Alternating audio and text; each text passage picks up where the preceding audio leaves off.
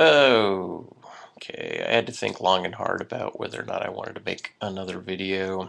I actually, since my last video earlier today, I recorded 2.5 hours, and then the um, indicator that says how long you've been recording went to 0, and the screen said preparing to preview, and it never stopped preparing to preview for over a couple hours.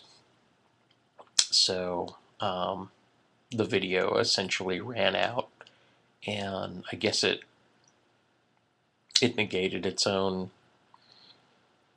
existence. And so I realized at that point, don't make a video over 2 hours and 10 minutes.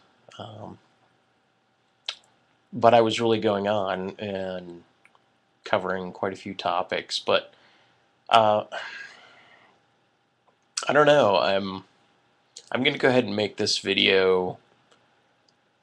Uh, so I don't know. I don't know what to say. I really want to get into discussing this from my own vantage point and trying to parallel things, and just talk about things relative to antinatalism and pronatalism and the concerns that I have about it in general. And so how to get into that? It's so weird. First and foremost, I guess, I mean, Gary's kind of the go-to guy as far as, the person talking about antinatalism and formulating a truth, which I'll call a truism, because I want the connotation of truth to be moved a little bit. I want the dial on truth to be connoted in a particular fashion away from the grounded parameters of Gary's paradigm, what he calls truth. And Gary bases his declarations of truth on what I think, and Gary, you can tell me, I mean, respond to the video if you will, but I'm just going to try to smear this out, and get around some things and talk about these things, kind of like a lot of the basis, some of the basis of your paradigm as you separate yourself from the Benatarian argument or from the history and self-association with the term antinatalism is based on a general paradigm that people enjoy comfortability in their bodies, and that they don't want pain to happen with their bodies. And I don't know, it's so weird, like how to get into this. Like, okay, first of all, the Benatarian argument, I went at your arguments, and then I went at the Benatarian argument. So the whole pain is bad thing, as pain as being a subset of the value bad. I had to admit that when pain lands on value, it almost always lands on bad, but it doesn't always land on bad. And it doesn't have to land like the whole pain is, like generating an autonomous field for pain is not so different from generating an autonomous social field, away from a populace that lack of socializing in an urban setting or in a tribal setting can yield. And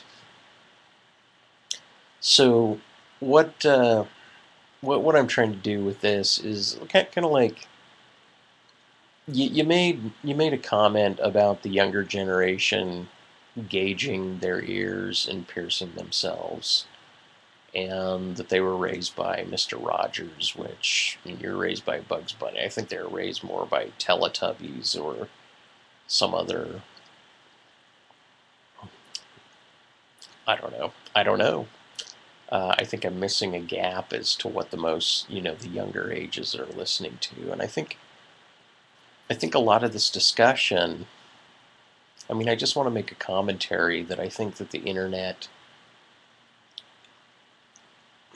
it brings youth as it would traditionally, at least in the male field, be considered rites of passage in terms of knowledge bases and certain wisdoms.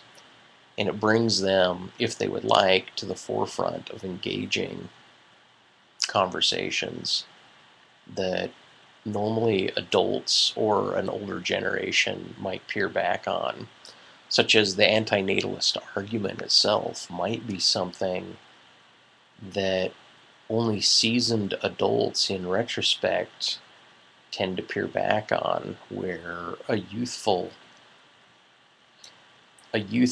mode of living would say, screw that, it'd be more high adventure. But I don't think that kids today are people that get tattoos or gauge their ears or whatnot, get brandings, are necessarily from misguided households that were lacking the morals that Bugs Bunny imported.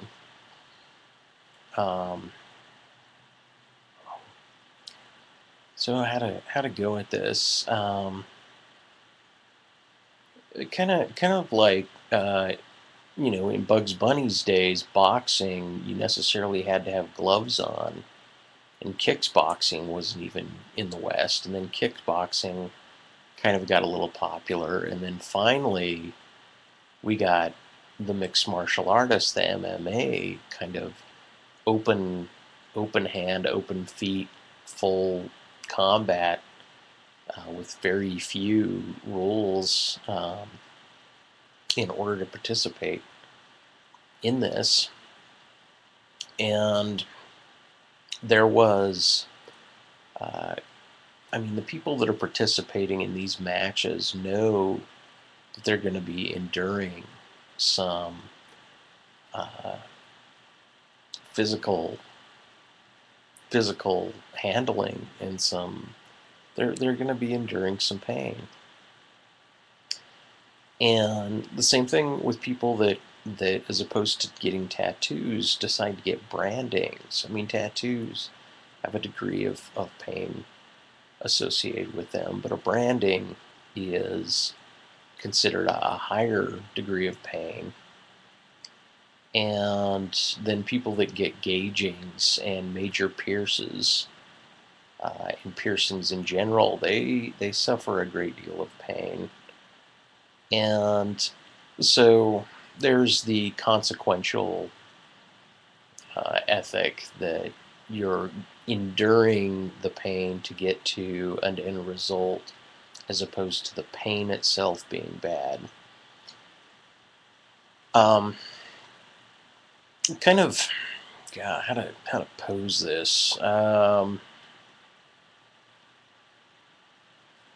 Kind of that lovely woman that you guys were jumping down her throat from England, that you were most recently having your conversation about antinatalism with, going very hard towards her, speaking specifically about her opinion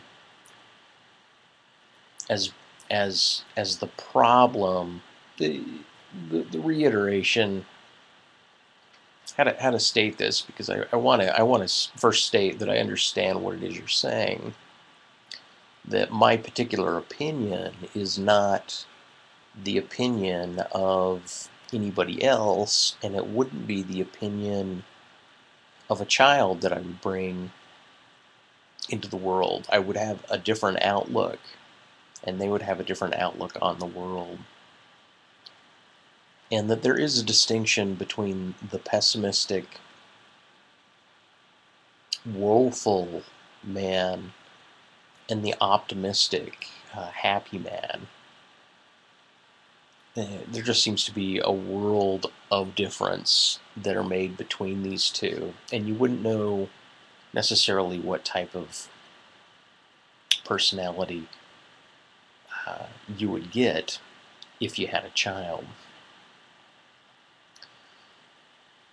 Uh, how to wax? I want to wax on pain a bit still. Kind of like when I crushed my feet, I didn't cry. I didn't cry until I was already in the hospital and they were considering amputation of my feet. And at that point, relative to my family that had showed up, the prospect of immediately in a single evening having an event happen where I might have my feet amputated was the sad event. But the pain itself was endured. It it wasn't a consideration that my body was focused on at the time, to the point where the surgeon insisted that I must be on some form of, and very highly doped up on some opiate, because I wasn't feeling the pain. But to me, it was my focus, my mind's eye was not identifying with the embodiment of the pain. And this as a psychological method, or if you want to call it a genetic predisposition, I don't know, but I think that this has more to do with being able to raise one's consciousness outside of one's identification with pain. And so I consider my body crushing kind of like an advanced form of branding. I noticed one guy, he got spirit tattoos. He'd get oil put into his forehead and all over his body in different areas, but it was a clear oil tattoos, and he called them spirit tattoos. And these were to reflect otherly beings or entities. You could only see them from certain angles under certain lights. Otherwise, you wouldn't be able to tell that he had these tattoos. And so it's interesting that he would endure a pain for something that was not seen by others. And certain masochisms, this whole idea, I mean, I really like, Gary, you might want to kind of reconsider, not for as much as you would like to claim a truth and make a separation between you, your desires, and the desires of an unborn child. You may want to create a gap between your perception of what either a baseline pain is, what natural psychology is. I'm not certain how it is you want to frame this, but you keep on making generalizations about what humanity is and what makes humans comfortable. And this, and then somehow you buttress this idea against a psychology or whatnot. So it would be interesting to hear you kind of really go over a large variety on the bell curve of people, from fighters to masochists, to sexual deviants, to like the Buddhist notion of suffering and rising out of suffering. Like the whole idea of the Siddhartha Buddha is to walk the middle path, um, between uh, like he wasn't God, I'm gonna mispronounce that word. Um, I keep on an ascetic, um, in that he wouldn't starve himself to death. He wouldn't become a complete breatharian. So some people, the ascetics, thought that he wasn't uh, wise enough to be somebody in which to follow. And so he would eat, but he would also do these various exercises against the body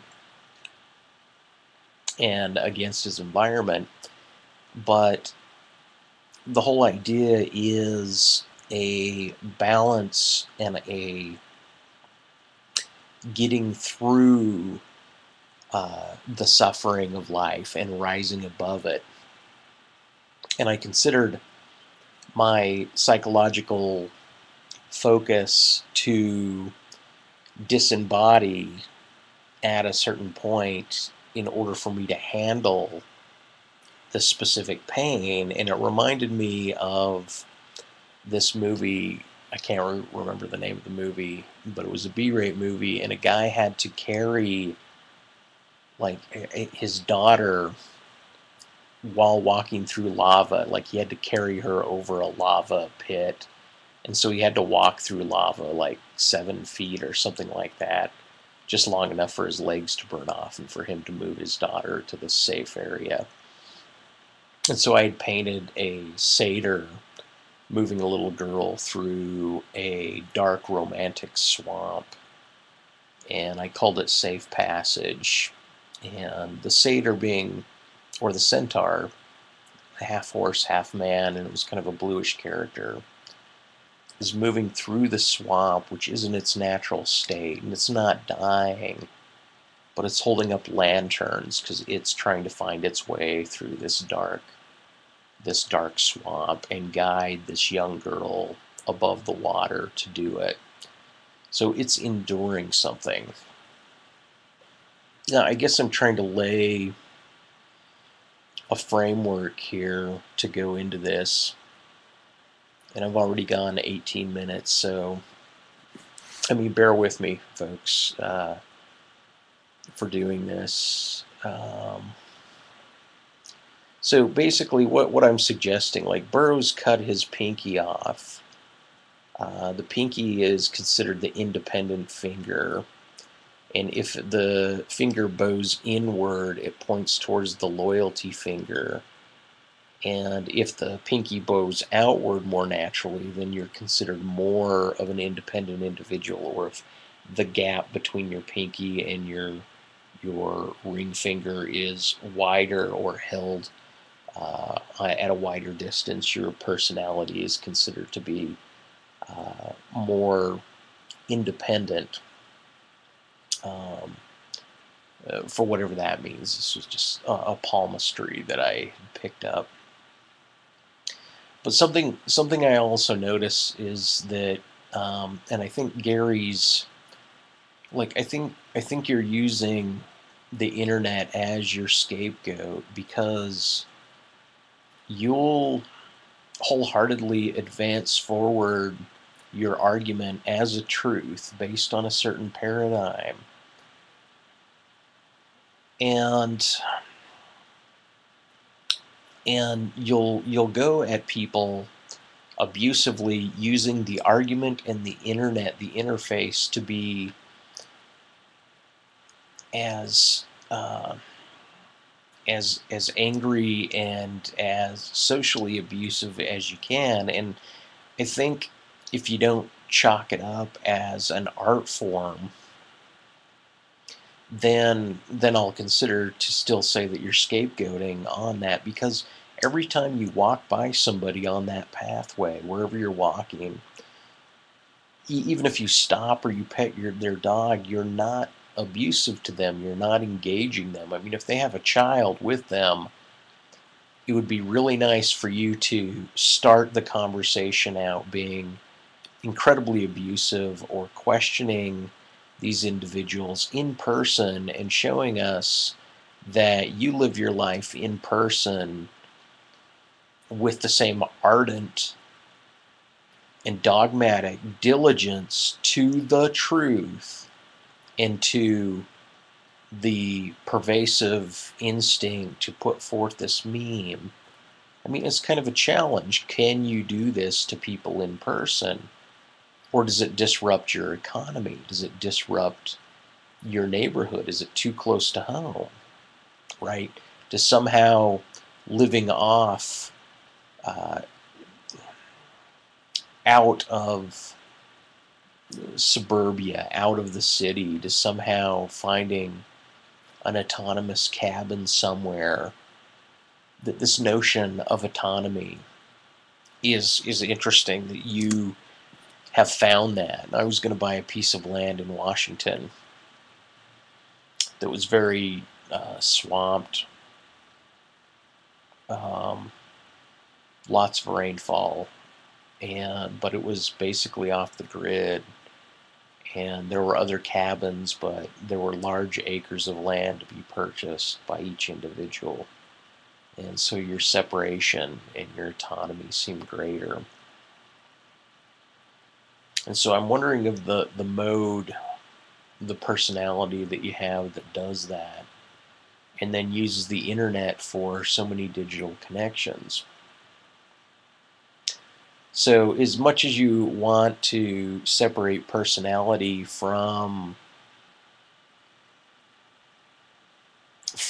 the argument, it appears that your mode of utilizing the argument or putting forth the argument, it appears dependent on the net. Okay, that being said, the point of me bringing that up is that part of your argument, like, okay, consumption, reproduction, cannibalism, and addiction. Now, consumption and cannibalism, consumption makes sense. If you're talking about we eat, we consume and we gather, we pull together just like a lot of other animals. But cannibalism can be used because you're talking about a closed system on the planet, or it appears that you're using cannibalism to talk about strictly sentience eating other sentience, but that if we're in a closed system eating other life, DNA that creates life eats other DNA that's created this other life, and that is a cannibalism because we're in a closed world system, then it's a trade-off with consumption at one point, where I definitely wanted to nest it, cannibalism, as a subset of consumption, always landing within the greater set of consumption. Because I was collapsing your quad into life, and life functioning as uh, animation, right? Kind of like as a specific autonomous organism functions autonomously It'd be like calling the ocean alive because it's animated, but you don't call it an autonomous entity. It's only a lingually it's a lingual classification. Oh, the ocean is alive. One could speak of it that way, excluding its living components. But yeah, what to say now? I've gotten so far in, and I'm trying to maintain a certain strictness here, because I'd like to get to mythologies of suffering. But before I do, what I want to do is, like, Gary is also talks about the language, like somehow scapegoating the language, that the language is not good enough. It's too archaic, and it has too many connotations in it. In my opinion, the words selected need a particular redialing, kind of like I don't like truth. Also, Gary is speaking a truism. He has a truism because it slights it a little bit. It slops this notion of a complete idea. Okay, so basically what I'm suggesting is this, that your paradigm about what humans are appears to not have enough variance, because you make a certain general statement that humans do not like to upset their bodies. And I'd say that there's plenty of modus operandi of people out there that not only engage in the activities, but some people that claim that they enjoy it. Now, they're slight on the bell curve, but nevertheless, they've evolved the same as us. Now, if you want to say that they're a product of culture, that's a whole other argument, where I could say it's part of their genetic predisposition to run high. Some people are more daring than other people. Some people get into high-end, very violent activities and sports and routines. And a lot of this has to do, I think, with a certain element of danger and activity and maybe romance that you might want to call chasing, instead of a pink kite or whatever you call it, the pink balloon. You know, it might be a darker balloon that they're chasing. Anyway, sorry this is so long already. About a half hour in. Okay, so part of the redialing of the lexicon, and I tried to do this with the Benatarian argument and with the notion, what comes along with the term imposition. The mere fact that one wants to say that life is imposed upon somebody, I think that first of all, I'm not sympathetic at all to that idea, because one has to already be before one has an imposition upon them. You already had to be outside of the comforts of your parents before you were imposed upon. Otherwise, you yourself could be looked at as an imposition on, let's say, your family's economy, right? So basically, what I'd like to do is, I mean, I'm just in strict denial that there's imposition based on the idea that you're talking about imposing something upon you. Like, you can't say imposing of what. I've imposed my soul, my personality, my body onto the planet, or that the planet has imposed itself onto me, or that my parents imposed the planet onto me, the world, right? That's the imposition that you're talking about, right? Where I want to say they created my position into the planet.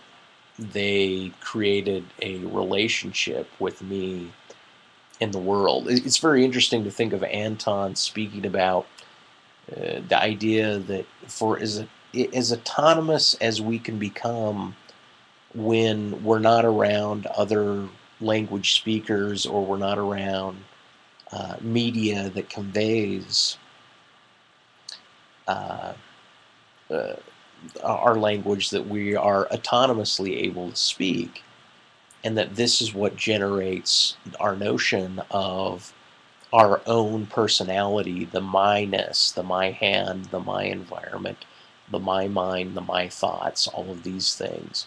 And yet, this boundedness always with a world that we are co-creating our focus upon seems to be the difference between where a pessimism comes in and where an optimism comes in into the world, where the beauty strikes. Kind of like you keep pointing to the beauty of the environment, and yet the analytic discourse about what is happening, somehow the infrastructure, I guess the biological infrastructure, or the conclusions, the analytic conclusions that you make, override your sense of beauty and maybe bonding with the beauty, because you don't want to bond with the beauty, otherwise you'll calcify that bond, and you'll then make a category of that, and then you'll call that a pink balloon. All of a sudden, an ideation based on a sensory interaction becomes a pink balloon, and that your analytic self, knowing that your view of the world is that is shit, somehow trumps that. It's like you're playing cards with your beauty. And this might be the reason why you don't commit suicide, is because, I mean, everybody knows that there's medicine that can put somebody down like that, and that when we kill animals, we try to do it like that, in the industrial manner, that a lot of suffering is tried to be reduced through medicine, even old age, cancer victims, or whatnot. A lot of pain is tempered by medical technologies. And so somehow there seems to be this trump card of the analytic that trumps the beauty that one's sensory interaction. And let's say that you're in a state of comfort, which you believe is the normative base, that you're going to say humans strive for this, and that's true. And you might go, oh, come on. But like I said, on the bell curve, there's got to be credence to the individuals that I've spoken of. Okay, so the idea of imposition, if you change the vocabulary and you said, my parents created a relationship with me in the world, and you eradicated the word imposition, and you note that you keep force feeding the word imposition onto it, because it helps your analytic choreography lead back to your argumentative points. So if we change that one a little bit, that would be important. And once again, the idea of life as an experiment as opposed to an experience. I keep pressing for experience, because experiment implies a certain calculation. It implies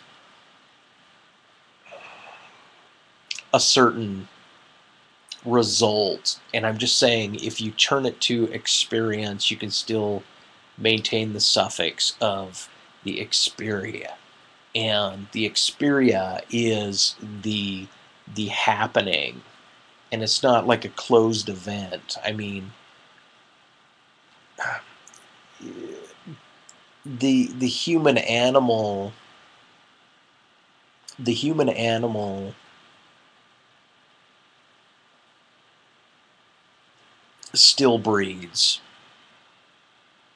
right? But we, being human, have these knowledges, and that's what you're holding on to, is let's let the knowledge trump the patterning, right? Now, I've never seen an atom. I've never seen a DNA molecule. I'm aware of this as a paradigm, but even the DNA molecule, in order to have these processes, has to have RNA messenger molecules in association with it. It has to have a cell and ribosomes and mitochondria, and it has to have the medium for these molecules and these organelles within a cell, and the cell boundaries and the semi-permeable membrane of a cell in plants and or in animals. Like, this DNA molecule in and of itself does not progenerate replications of itself without some form of other choreography, and it is the combinatorial interaction that is the means of being able to focus on an environment such as to stop the atomization within the very argument, meaning to okay, get to the DNA because it's the smallest, but then, I mean, talk about maybe the electromagnetic bonds of the molecule down to the atoms that are making it up. Like, why not get down to the part where thou art that was expressing in order to look at consciousness as animation, or kind of the loss of consciousness, one might want to reduce everything and flatten it out to mere matter, the study of matter itself, and the way all of matter within an experiment or within an analysis needs to come into play and reconsidered at a fundamental level in order to allow a new paradigm. Like, I agree with you that the next generation is not the changing of a paradigmatic guard, but that a paradigm shift occurs over time. Like, he's still going to have to deal with the confines of science and physics until physics can map. It's almost like until physics can map all of the matter, his paradigm that is something that needs to be considered is not scientifically testable. But to jump down his throat and to reduce his argument because it's not within the scientific paradigm, this shows me kind of like the irony that I get from you, Gary, is that kind of like, well, first of all, is this notion that we're all in this big shitty rat's nest, right? As opposed to, I mean, for as much as you demean ancients and say, yeah, the ancient biology, we could educate it in modern day and make this hypothetical example, but if you went back there, you would be a genius. These people would be complete retards. And as much as you, like, immediately defer away from old authors because they didn't have knowledge of smallpox or of germs or of the DNA molecule, for as much as you'll defer away from them, the irony that I find in your argumentation one of the woes that you keep on importing about the world being this shit pile, right, has to do more with a population, economic, and resource analysis than it has to do with uh, technological advancement. Meaning you went out, right, like you lost, I guess, power for 7 days, and so somehow that kicked you back, at least in some respect, into a certain primitive modality that is not able to enjoy the engineering benefits that have gone through time. I mean, this computer has metal parts and plastic parts.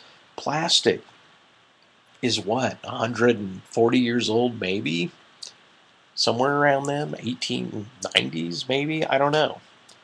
But the technological advancements just in plastic, the tempering processes in metal, like, can you imagine what you would have to have inherited from your great-grandparents, your grandparents, and your parents to live in a pre-iron age, in a pre-iron tribe or community?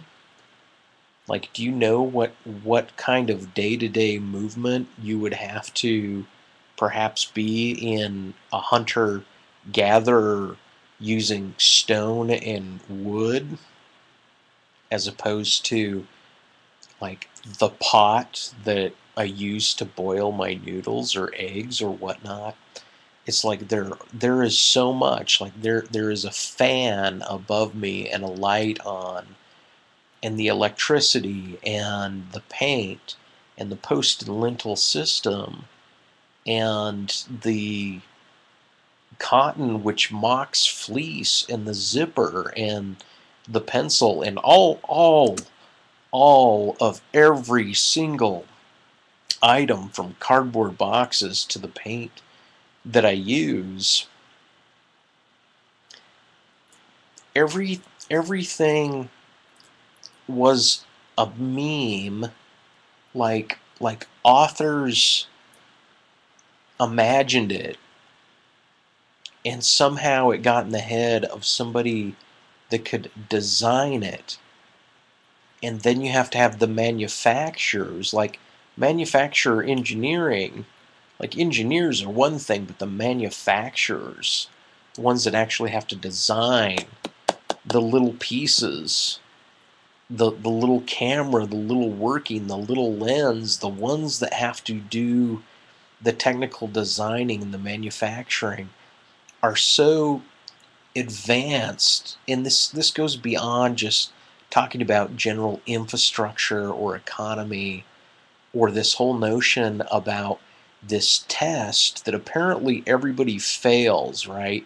You keep saying, what test or what authority do you have to bring another sentient being in this life? Meaning, are you capable of having a job? Are you capable of supplying love and support for this individual? Are you capable of putting the individual on a good trajectory, and that you have insight maybe into the future of economy, and you're able to match the idealism of a child if they've inherited a language that has idealism, right? Like no, everybody you want to say will fail that test because they don't have godlike insight. Like, does anybody get to pass that test, or is it just the dumb and ignorant and the stupid, right? My point being this about the technology and the infrastructure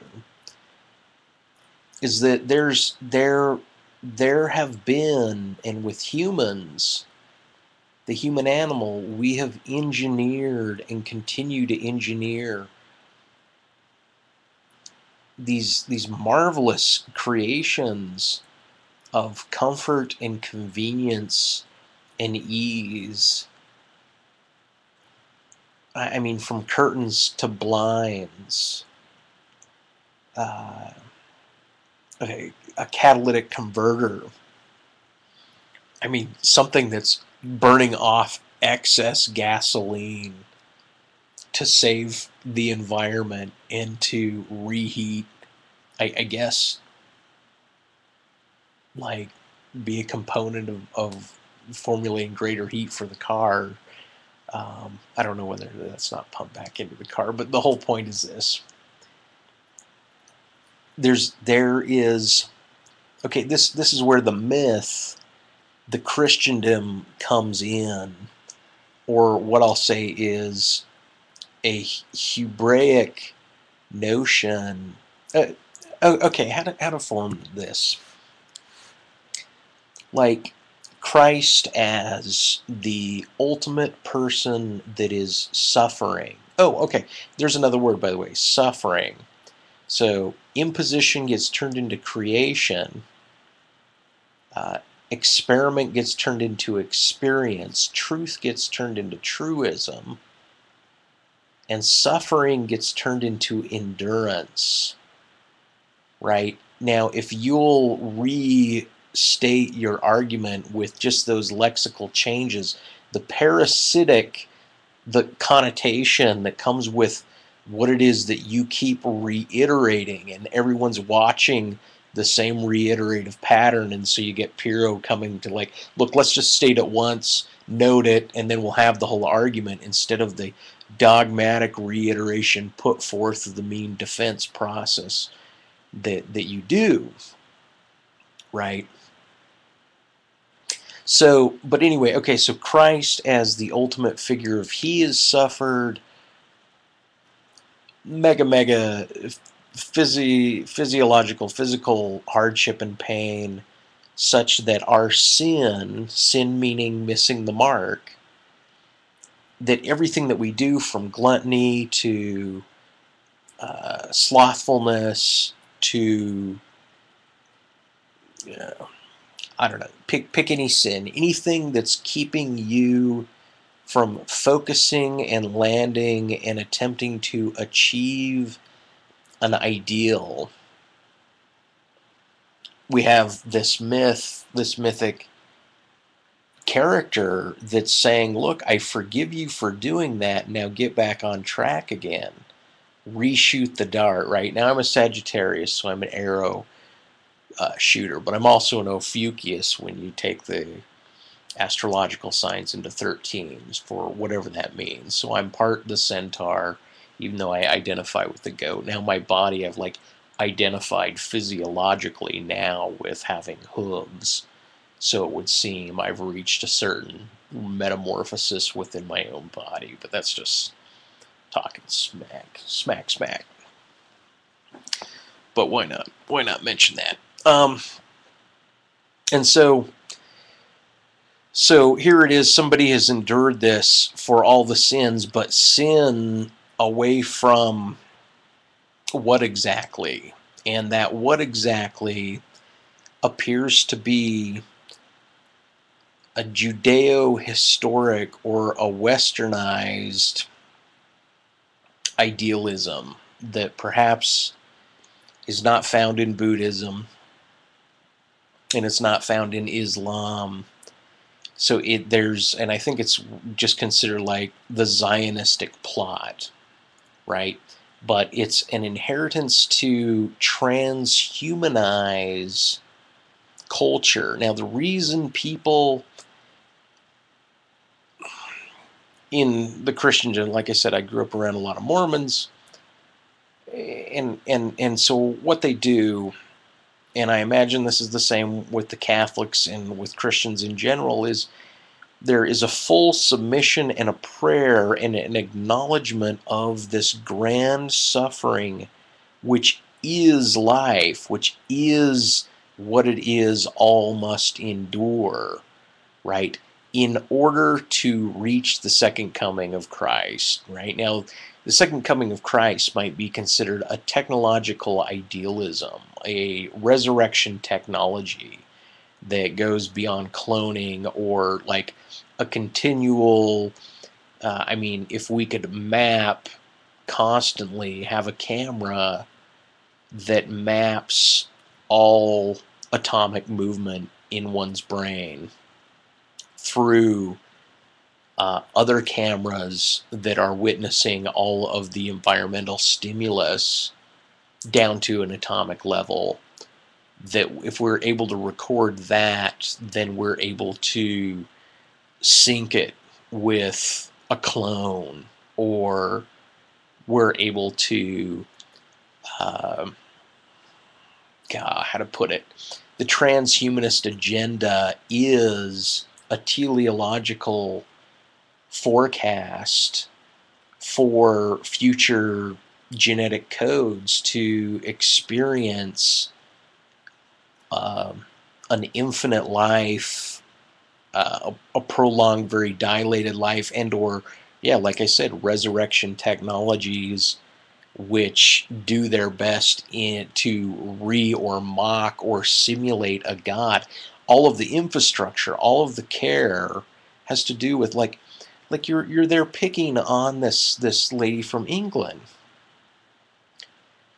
I mean, and she's fairly young, right?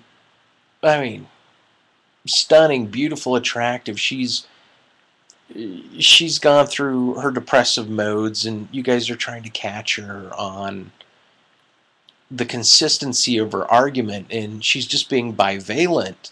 And so she's showing that she's got a manner that's moved through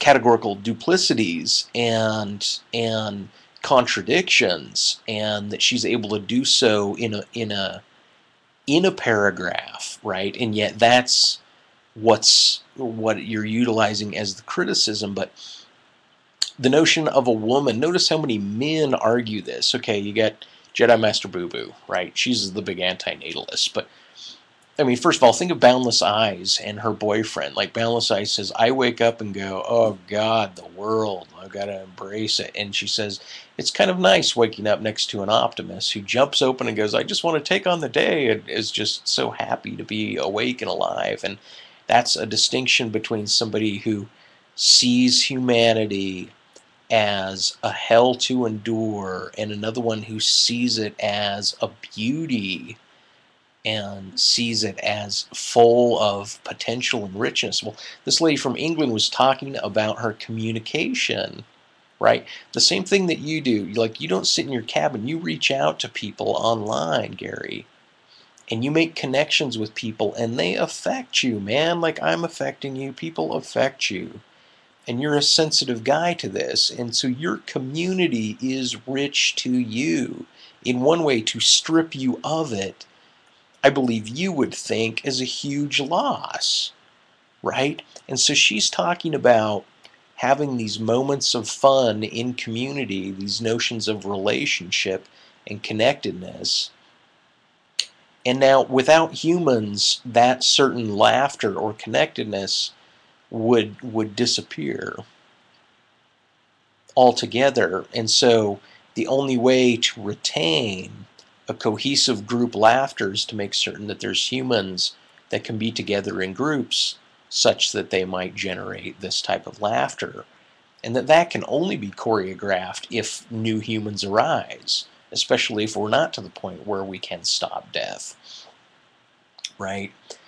And so part of this Christendom and this necessity for Christianity and Buddha to categorize life as suffering to be endured is then this notion of casting one's genome code into the future, such that there is as much care and responsibility as one wants to be able to give to this next structure, in hope that it then carries on this future code, such that one day a future progeny will reach this moment where a technology would allow DNA recreation and recloning based, firstly, I would imagine, on the maintenance of those who are alive, and then on a looking back through the tree, a genealogy, as far back as genealogy can take an individual in terms of trying to recreate, reanimate, reclone. It is as faulty and screwed up as this teleologic dream can possibly be. We're kind of bounded, meaning what you're up against is the whole Zionistic thrust, that the technology that you seem to take for granted, ironically, which makes up so much of this comfortability which you're going to grant to humans. Now, if you're not going to grant it, then why not turn off your power, right? Like, why not become an aesthetic, uh, correct me with this, a aesthetic, his aesthetic, where you're absenting yourself from the conveniences of life, and you're walking to go meditate or sit under a tree and to overcome the suffering that is abounding at that point. Meaning there seems to be a whole waxing of ironies that come about just in being you, Gary, in being a guy that's separated in the woods, that maintains health and disdains life, finds beauty, but analytically drives it to the ground, then demands a declaration of bonding with your paradigm, which you're showing is based on Bugs Bunny, or I mean, not really, but your notion, which I call a truism about humanity, which has certain application, and then you base it on a particular ethic. You're down, you're against nihilists, and yet nihilism, to me, is a revaluation of values. It's where people come to a midpoint in their internal conflictions, such that they're shedding off their values as to not hold on to them. And you could say, oh, they lose character at that point. Well, so be it. Some people need to lose character, lose themselves, to find themselves in a periphery. Okay, so we have this religious mythos and this teleologic engineering that's going on now. If you're not an engineer, like I'm an artist, right? All I'm doing is I'm putting out memes. I'm just coloring the sidelines. I'm not involving myself in the advancement of painting. I'm not coming up with new paints. I'm just coming up with new imagery. I'm not meddling on cutting edge technology. I'm meddling within an anachronistic field. And so my play into this is just that. It's a play, kind of like each occupation. I mean, the guy who paints the lines in the road, at least he's being part of a public service, so he's helping a certain facility, right? Where artists and musicians and the people in the humanities are called in the humanities because all they are uh, oil or pictures to help facilitate the movement into the future. And the people that are on a lowly level, like me working with clowns, or you keeping long hair, or eccentrics, people that are not considered in the center of, the clean-cut, tie-wearing engineer or doctor or whatnot that goes to work. You're somehow on the outside, you're facilitating, you're helping, you're laying hardwood floors. I'm not certain of what your other labors are, but there's this notion of getting as close to possible to industries and that industries all help in unison lead this Zionistic teleology to this point where, kind of like the movie, oh God, I loved it. It was Brave New World, Huxley, right? And it's got John Savage as the character, and it's got Soma as this pill that everyone takes. It would be like mixing marijuana and amphetamines and heroin and all of the benefits of all of the drugs that keep everyone absolutely happy and in bliss, and it's given massively throughout this population, and the population lives very well and clean, and they all sleep with one another, and they all go to work, and they're all classified in these particular orders. And then this ancient, or this primitive, comes, who was spawned from one of these guys, comes to visit this future, and he wants the grit again in life. He wants the pain and the agony, and he wants a singular love and a romance, and he wants the subtleties of reading a book instead of being spoon-fed everything through movies or through whatever this futuristic media is. And he had the choice to do that. Now, whether or not you ever get into sci-fi and you think about nanobot technology, and the mere fact that the components that make up rubber or gold are, it's just a clip of the molecule. It's just a moving of the atom on all these molecules.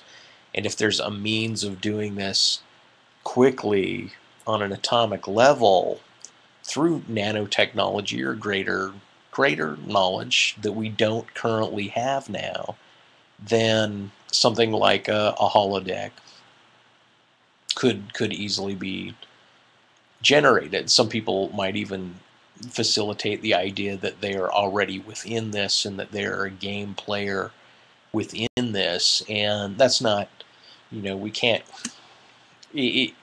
like, it's the untestable hypothetical that so many people dwell upon, right?